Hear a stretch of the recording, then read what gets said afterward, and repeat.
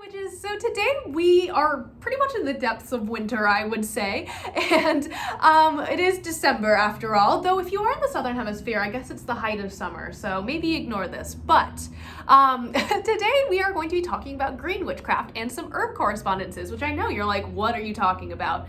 It's winter, the plants are dead, everything is dried. Like, trust me, I get it. And I'm here for that energy as well, like that harvest energy. However, I, as a witch, have always really liked using herbs in my practice.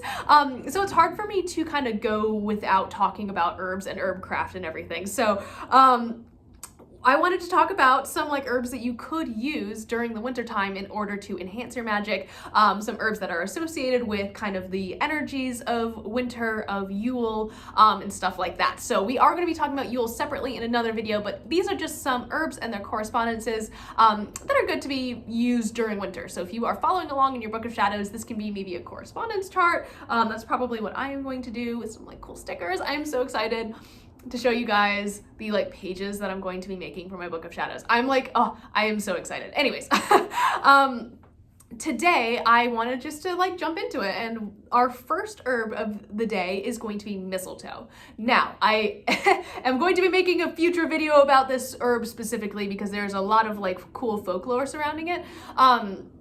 However, for today, mistletoe is associated with protection, with love, with luck in hunting, with fertility, health, and driving away evil.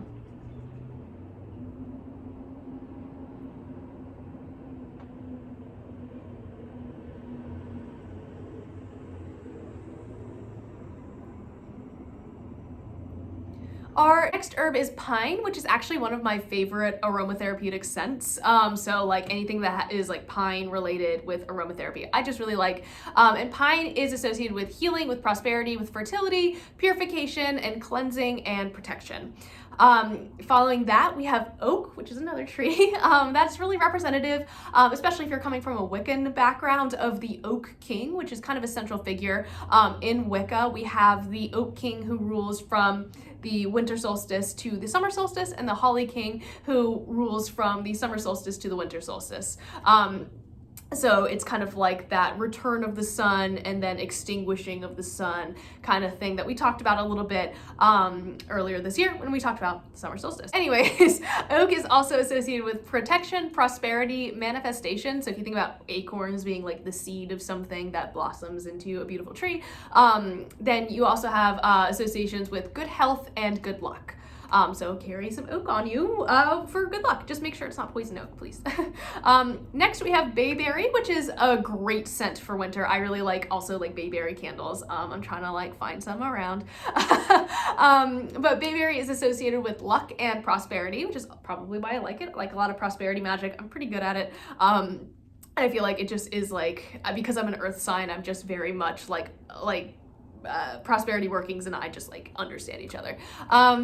Next is sage, which I encourage you guys to think about like in terms of like what you're making culinarily. I see a lot of like chicken dishes made with sage around wintertime, so I just think that's kind of interesting. As I was doing, I'm like, yeah, that makes sense. But sage is kind of associated specifically with purification, luck, protection, stuff like that. So it's a year-round herb, truly. I really like using sage. Just make sure it's not white sage. The next herb on our list is ginger, and that is associated with love, with attracting wealth, success in your magical workings, and it really just makes sure that like everything is going to be okay. So it's like, I love ginger. I like to eat ginger, like pickled ginger, which I know sounds really gross, but like it's such a good snack.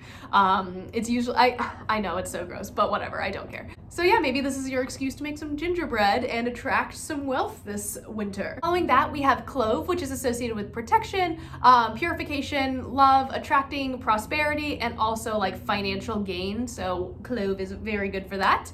Okay, following that is nutmeg, which is associated with luck, prosperity, fidelity, and good health. So there's that.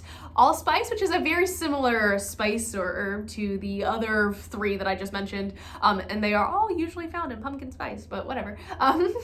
It's also, allspice is really, really associated associated with prosperity and like bringing in wealth.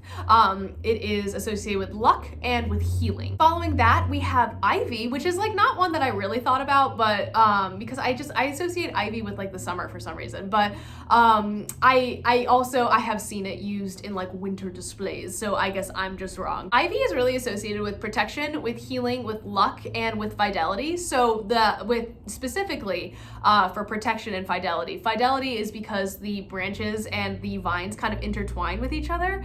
And then protection is that if you've ever seen ivy on the side of the building, or side of a building, I should say, it really looks like a shield. So at my house, we have ivy that wraps around the front of our front door, and that is protective, and it stays there all winter to grow again in the spring. So there's that. It's really cool.